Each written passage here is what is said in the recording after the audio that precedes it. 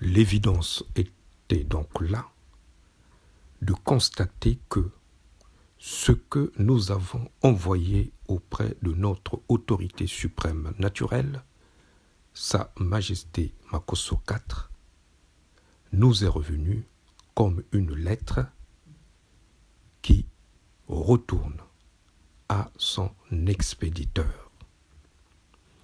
Tout s'est donc passé comme si ayant été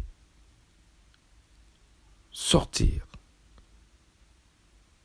du hangar où il était enfermé pendant 137 ans. Le gros porteur Luango a été astiqué, a été bichonné, bien lavé et rutilant sur le tarmac, moteur en chauffe, n'attendait plus que son pilote et sa cour, c'est-à-dire notre roi Makosso IV et toute sa cour, d'en prendre les commandes. Personne ne s'est présenté au cockpit. Personne ne s'est présenté pour emmener dans les airs de la souveraineté notre royaume et notre peuple. C'est donc tout naturellement qu'ayant été les envoyeurs de ce pouvoir, de cette souveraineté qui fut mise entre parenthèses, bloquée par le traité de 1883 pendant 137 ans, soit 7 générations, qu'il s'est imposé à moi et au frère Tikaya Nzinga la décision d'assumer ou pas la charge qu'imposait ou qu'impliquait cette souveraineté. Voilà comment nous avons été amenés, m'exprimant en mon propre nom. J'ai accepté d'assumer cette charge au nom de notre peuple, au nom de notre royaume, pour sa survie, pour son épanouissement et pour la satisfaction de ses droits fondamentaux, comme tout peuple ici sur terre.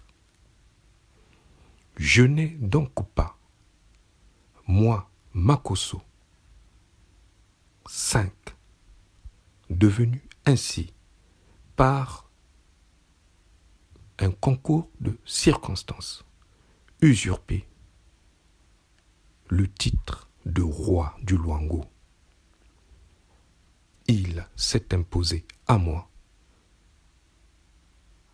Je l'ai accepté et il s'impose au peuple de Luango.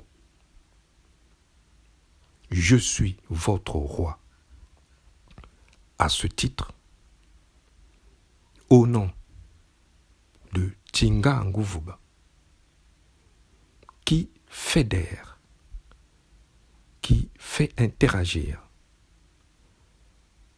dans une symbiose, une complicité ontologique, le royaume de Luango, son peuple et son monarque. J'en appelle à notre peuple de se rassembler, de se mobiliser et d'arrêter de perdre du temps en allant chercher d'autres échappatoires, en allant chercher la mise en œuvre des règles qui ont été transcendées par la volonté même de nos ancêtres en ce jour du 18 octobre 2020. les ancêtres ont décidé et ils ont choisi, s'écartant ainsi des règles qu'ils établirent auparavant, prouvant ainsi que nos liens avec eux sont des liens dynamiques et qu'ils ne sont pas inscrits dans une forme de passivité. Ils sont libres de déterminer qui peut à un moment ou à un autre de l'histoire de notre peuple et de notre royaume en assumer la charge directionnelle. Le 18 octobre 2020, les ancêtres en parlaient. À vous, peuple du royaume de Luango, mobilisez-vous et reconnaissez dorénavant que notre royaume ne fait plus partie de la République du Congo et qu'il n'a plus pour autorité ceux qui occupent les palais de Brazzaville et d'Oyo. J'en appelle donc à l'ancienne cour de notre défunt roi, Makosso IV, au clan Kondi Nkata, de faire cesser cette duplicité, cette complicité avec les autorités de Brazzaville-Oyo, qui ainsi continuent à venir se pavaner sur nos terres, à continuer à abuser de notre hospitalité, à continuer à brader nos terres ainsi que nos richesses, de bien vouloir mettre un terme à ces liens toxiques qui n'ont plus lieu d'être, tout en sachant dorénavant que notre royaume, au-delà de ses richesses, qu'elles fussent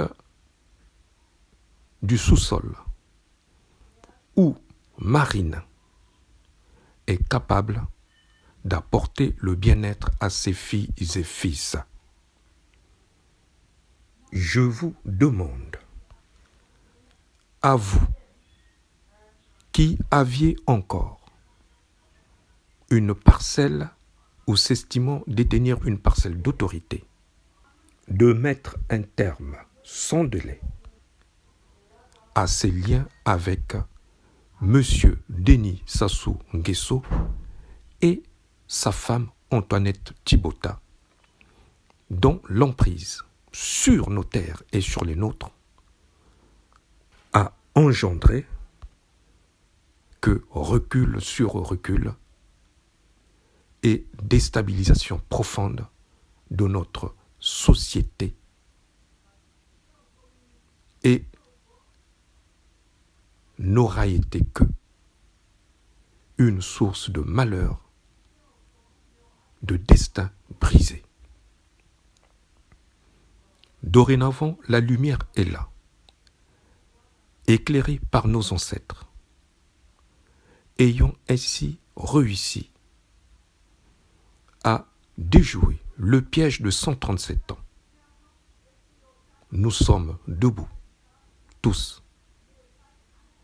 pour assumer notre destin, pour travailler au service de notre peuple et de notre royaume, en étant en fraternité, en solidarité avec les autres peuples,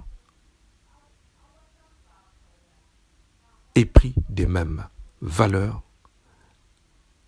aspirant à la paix, au développement et au progrès. Boukoulou, Vandou, Vandou, Vandou, Vandou. Sa Majesté Makosso V.